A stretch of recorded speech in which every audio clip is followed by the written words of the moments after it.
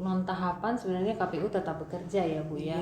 Jadi banyak hal sebenarnya yang dilakukan oleh KPU ya, diantaranya itu KPU melakukan pengarsipan dokumen kepemiluan. Baik. Ya, kemudian kita juga melakukan penghapusan terhadap logistik eks pemilu. Selain itu juga kita juga melakukan sosialisasi nih Bu. Ya, sosialisasi pendidikan pemilih ya. Kita sebenarnya setiap hari itu melakukan updating terhadap data pemilih.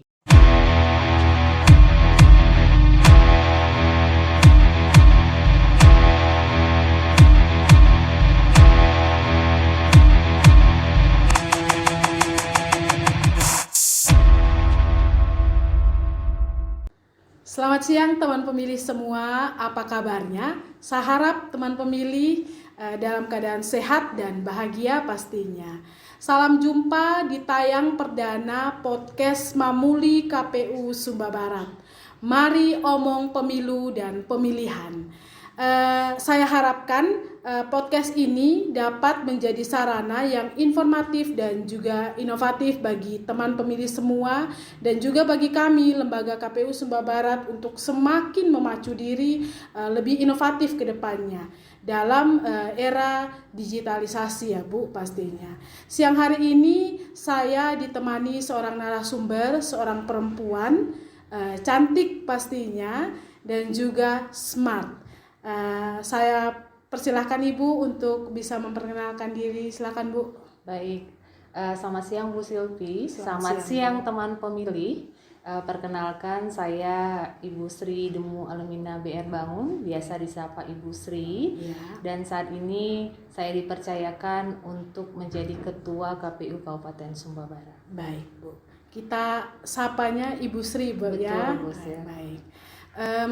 Sekarang Bu, dalam tema kali ini yang kita angkat di podcast perdana kita pada hari ini adalah tentang mengenal lebih dekat lembaga KPU Kabupaten Sumba Barat Jilid 1. Jadi teman pemilih jangan lupa tetap ikuti tayangan YouTube kami, tayangan podcast kami khususnya, karena kedepannya akan selalu kami update podcast kami yang tentunya sangat berguna bagi teman pemilih.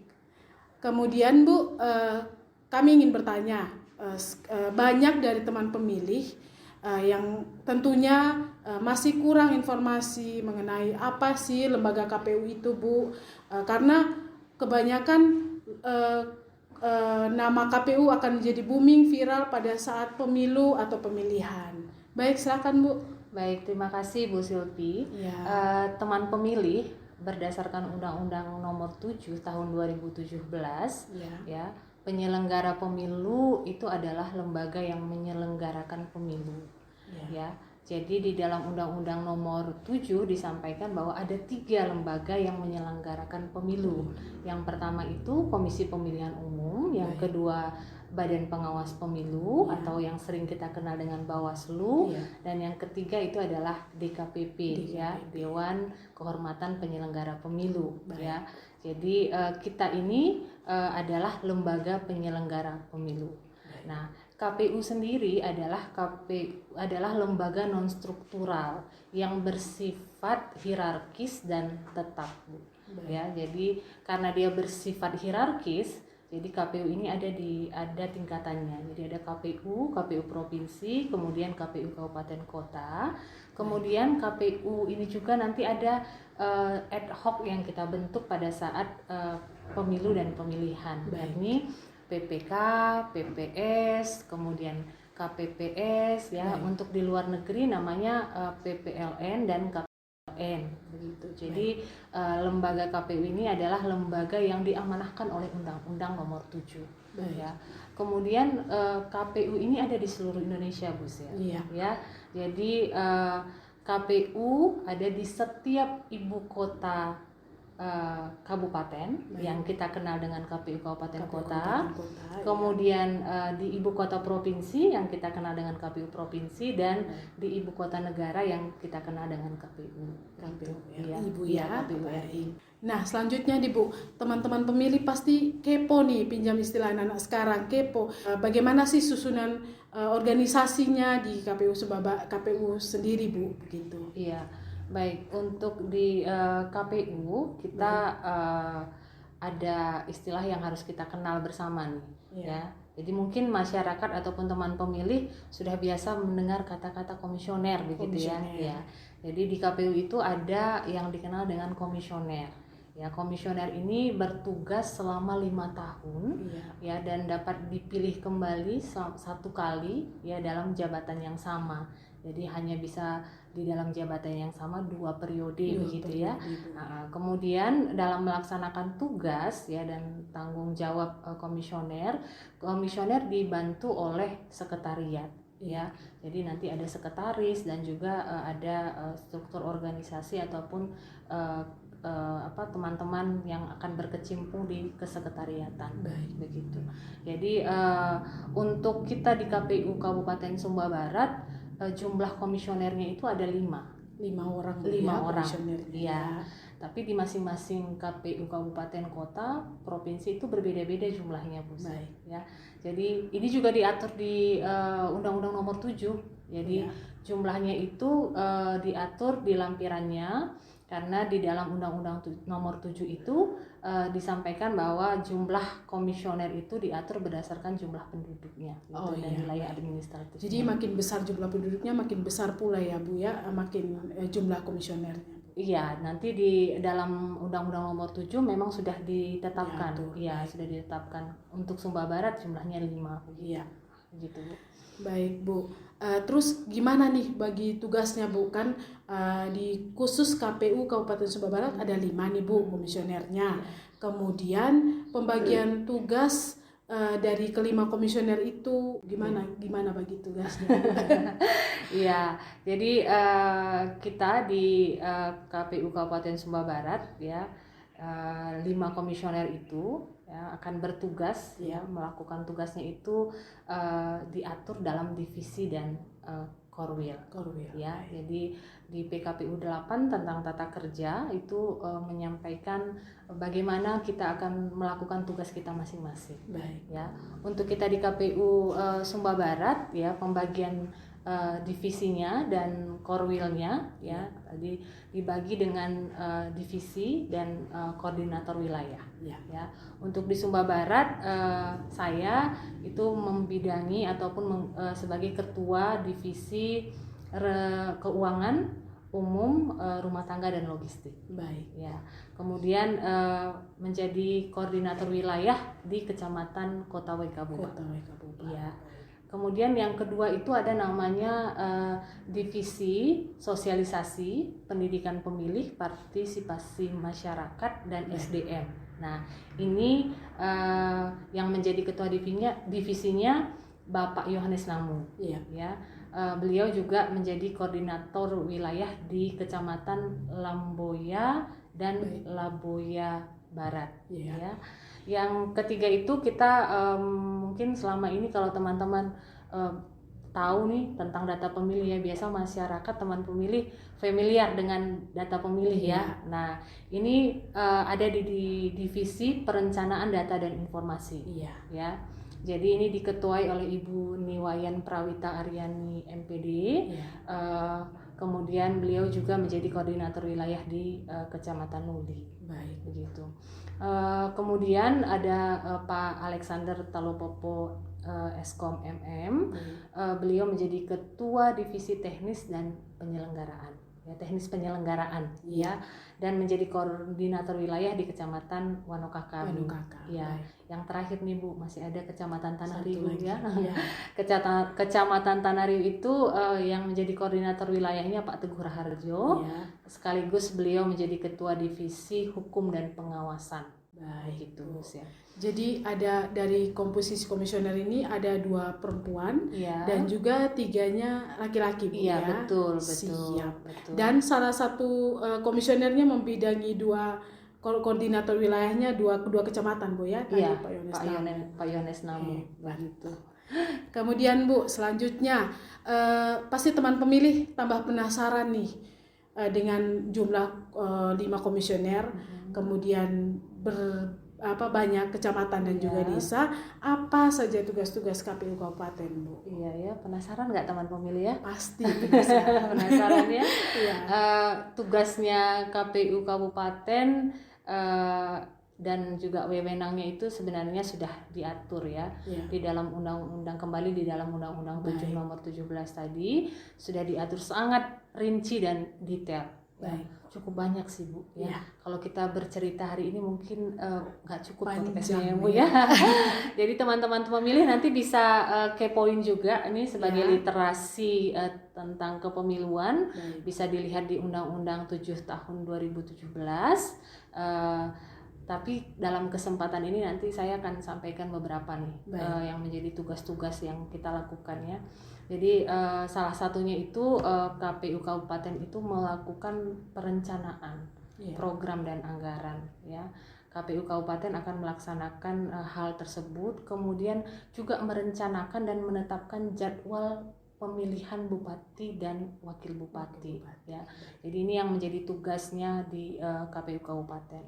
Selanjutnya KPU Kabupaten juga melakukan ataupun menyusun tata kerja, pedoman teknis ya, hal-hal yang kita lakukan dalam proses pemilihan bupati dan wakil bupati. Kemudian kita juga melakukan pembentukan atau membentuk PPK, PPS dan KPPS. Ya, itu tugas yang harus kami lakukan. Kemudian selain itu juga KPU Kabupaten melakukan pemutakhiran data pemilih. Pemutahiran data pemilih, kemudian menetapkan calon bupati dan wakil bupati yang memenuhi syarat, kemudian nanti melakukan rekapitulasi, kemudian mengumumkan siapa yang menjadi bupati terpilih, bupati dan wakil bupati terpilih ya betul. Baik Bu, dari berbagai tugas yang tadi sudah Ibu jelaskan, itu kan kebanyakan pada saat tahapan pemilu dan pemilihan kan Bu. Kira-kira Bu, kalau saat masa non tahapan begini apa saja sih rutinitasnya KPU Kabupaten Sumba Barat Bu? Iya, baik, untuk non tahapan sebenarnya KPU tetap bekerja ya Bu ya. Jadi banyak hal sebenarnya yang dilakukan oleh KPU ya, diantaranya itu KPU melakukan pengarsipan dokumen kepemiluan. Ya, kemudian kita juga melakukan penghapusan terhadap logistik eks-pemilu. Selain itu juga kita juga melakukan sosialisasi nih Bu. Ya, sosialisasi pendidikan pemilih ya. Saat ini kita lebih banyak menggunakan media sosial ya. Tadi sudah disampaikan oleh Ibu Silvi juga ya beberapa media sosial yang kita punya. Nah, kemudian yang terupdate juga nih Bu, yang teman pemilih harus tahu nih bahwa kita sebenarnya setiap hari itu melakukan updating terhadap data pemilih yang direkap setiap bulannya. Jadi direkapitulasinya di setiap bulan, tapi setiap hari kita melakukan update tentang daftar pemilih ya, data pemilihnya kita. Jadi ini yang kita sebut dengan daftar pemilih berkelanjutan. Ya, jadi pemilih yang baru, yang meninggal itu kita melakukan proses updating setiap hari begitu. Jadi ini yang kita lakukan selama non tahapan begitu. Jadi Bu, ini nih yang penting. Jadi daftar pemilih itu pada saat sekarang tetap diupdate berkelanjutan Bu ya. Jadi teman pemilih ingat update data kalian supaya terdaftar menjadi pemilih Bu ya, dari sekarang, bukan saat pemilu dan pemilihan. Pemilu dan pemilihan. Ini yang membedakan sedikit Bu dengan yang lalu-lalu. Kalau yang lalu itu kita melakukan updating pada saat mau tahapan. Nah, tapi untuk saat ini untuk data pemilih kita update setiap hari. Jadi teman pemilih bisa mengecek datanya itu melalui aplikasi Lindungi Hakmu. Lindungi Hakmu. Iya, baik. Ada aplikasi Lindungi Hakmu. Iya, betul. Dan kemudian kalau misalnya belum terdaftar, bisa langsung didaftarkan Bu melalui aplikasi tersebut. Oh, begitu Bu. Iya, gitu. Kemudian kalau misalnya ada saudara atau keluarga yang sudah tidak memenuhi syarat lagi juga bisa dilaporkan melalui aplikasi tersebut. Nah, kalau misalnya nih ada teman pemilih yang susah Bu begitu ya, langsung saja hubungi ke hotline-nya data pemilih KPU Sumba Barat ya. Jadi kita juga punya hotline KPU data untuk KPU Sumba Barat. Baik. Begitu. Mungkin bisa Ibu informasikan hotline datanya bisa ke nomor berapa Bu? Iya, jadi hotline data pemilih kita itu ada di nomor 0812 372 06946. Baik. Iya, silahkan di save ya di nomornya. Kalau ada keluarga ataupun ada sahabat yang belum terdaftar atau sudah tidak memenuhi syarat, silahkan diupdate datanya ke KPU Kabupaten Sumba Barat. Baik. Kemudian Bu, sekarang kan ada istilah pemilu, ada juga istilah pemilihan. Apa sih bedanya Bu? Pasti kan teman pemilih bingung kan, istilah pemilu untuk apa, pemilihan untuk apa? Betul ya. Ya ini memang kadang membingungkan ya Bu Sil ya. Ini pemilu, pemilihan begitu ya. Nah jadi teman pemilih, pemilu itu adalah ataupun pemilihan umum ya, disingkat pemilu ya. Ini adalah penyelenggaraan pemilu di mana kita memilih presiden dan wakil presiden, DPR, kemudian DPD, DPRD provinsi dan DPRD kabupaten. Gitu. Sedangkan untuk pemilihan dulu kita mengenalnya dengan pilkada. Ya, tapi saat ini kita mengenal dengan pemilihan, di mana pemilihan ini adalah untuk memilih kepala daerah ya, baik gubernur dan wakil gubernur, bupati dan wakil bupati, begitupun wali kota dan wakil wali kota. Baik. Semakin lebih jelas ya bagi teman pemilih ketika nanti dibilang pemilu, oh berarti pemilu tentang pemilu dari presiden, wakil presiden, DPD, DPR, DPRD provinsi sampai ke DPRD kabupaten. Begitupun juga untuk penyebutan istilah pemilihan, berarti itu terkait pemilihan kepala daerah baik itu gubernur, wakil gubernur sampai kepada bupati dan wakil bupati dan wali kota serta wakil wali kota ya. Betul. Baik. Kemudian Ibu, waktu pelaksanaan pemilihan bupati dan wakil bupati Sumba Barat tahun 2020 yang lalu, itu kan pelaksananya pada saat pandemi Covid lagi bergejolak kan Bu. Itu apa sih tantangan terberat pada saat pelaksanaan pemilihan itu, kemudian solusi apa sih Bu yang KPU Kabupaten Sumba Barat ambil Bu? Yaitu sejarah ya Bu ya. Betul. Karena kita tidak pernah tahu kapan datangnya COVID-nya. Sudah direncanakan dengan sangat baik proses tahapan kita untuk pemilihan 2020. Tapi tiba-tiba kita dilanda pandemik waktu itu COVID-19. Ini tantangannya sangat luar biasa sebenarnya, karena kita berbicara nyawa, kesehatan dan juga berbicara demokrasi yang sama-sama penting begitu. Nah, jadi tantangan ini yang cukup berat sebenarnya, tetapi KPU dari hierarki KPU RI punya optimisme yang cukup tinggi. Jadi kita tetap menjalankan demokrasi, tetapi dengan protokol kesehatan yang ketat. Ya. Jadi semua tahapan itu kita laksanakan dengan protokol kesehatan yang ketat gitu. Jadi sehingga kita bersyukur proses pelaksanaan pemilihan bupati dan wakil bupati tahun 2020 itu bisa berjalan dengan aman, damai, sehat ya, kita semuanya sehat ya, dan juga bisa berjalan dengan sukses begitu. Jadi ini sebuah pengalaman yang sangat luar biasa menurut saya, karena belum pernah pastinya kita alami ya, dan itu bisa dilaksanakan dengan baik. Itu merupakan sebuah pencapaian yang saya rasa cukup luar biasa. Betul Bu. Walaupun dalam pandemi Covid, tapi tingkat partisipasi pemilih juga cukup baik ya Bu ya. Ya, untuk kita di Sumba Barat 78% ya, 78%. Baik. Bu, pertanyaan terakhir nih, apa pesan Ibu bagi semua teman pemilih di rumah yang pada hari ini menyaksikan podcast Mamuli Silakan Bu.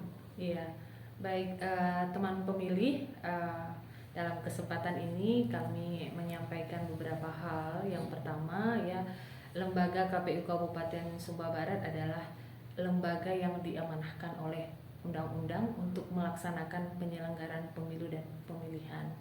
Nah, dalam mewujudkan penyelenggaraan pemilu yang luber dan jurdil, kita terus perlu bekerja sama dengan seluruh pihak, apalagi kita akan memasuki tahapan pemilu dan pemilihan serentak tahun 2024. Untuk itu kami mengajak seluruh stakeholder dan juga masyarakat untuk dapat berpartisipasi secara aktif dalam pesta demokrasi terbesar di dunia. Ya, bagi teman pemilih yang sudah memenuhi syarat, pastikan nama teman pemilih sudah ada di daftar pemilih. Mari kita menjadi pembuat sejarah untuk demokrasi Indonesia yang lebih baik. Setuju, Bu. Baik, satu lagi Bu, sebelum mengakhiri podcast kita pada hari ini, ada nggak sih jargon yang untuk bisa menyemangati teman-teman saat bekerja, saat lelah, saat sibuk-sibuknya di KPU Kabupaten Sumba Barat, Bu? Iya. Untuk jargon ada sih Bu ya. Iya. Biasanya kalau kita sudah lemah ya, atau pada saat-saat pekerjaan cukup banyak ya, kita sering menyampaikan bersama kita bisa. Bersama kita bisa. Iya, bersama kita bisa begitu. Kalau sendiri-sendiri nggak bisa Bu ya. Jadi harus bersama-sama untuk saling menyemangati satu dan lainnya Bu ya, bahwa bersama kita pasti bisa. Iya, jadi bersama kita bisa. Nah, itu yang sering kita dengung-dengungkan dalam masa-masa tahapan untuk memberikan semangat satu dengan yang lainnya begitu. Kemudian di dalam pelayanan kita juga, kita itu ada jargon juga Bu ya. Jargonnya aku cepat. Aku cepat. Ya, aku cepat itu artinya akuntabel, capable, kemudian efektif, profesional, akurat dan terbuka. Jadi dalam pelayanan kita itu kita melakukannya dengan jargon aku cepat. Aku cepat. Baik Bu. Oke, terima kasih banyak Bu sudah mau menyediakan waktu, pikiran juga dalam tayangan perdana podcast kami pada hari ini. Kepada teman pemilih juga kami mengucapkan terima kasih karena sudah menyaksikan tayangan podcast perdana kami pada hari ini, podcast Mamuli KPU Kabupaten Sumba Barat. Kami harapkan teman-teman pemilih semua tetap mendukung kami di dalam kami lebih mengembangkan diri ke depan lagi dengan tetap menyaksikan tayangan podcast kami, mengikuti semua media sosial yang dipunyai oleh KPU Kabupaten Sumba Barat. Akhir kata kami mengucapkan sekali lagi terima kasih. Sampai berjumpa di tayangan podcast berikutnya. Salam sehat, salam Pancasila, salam demokrasi. Salam demokrasi. Baik.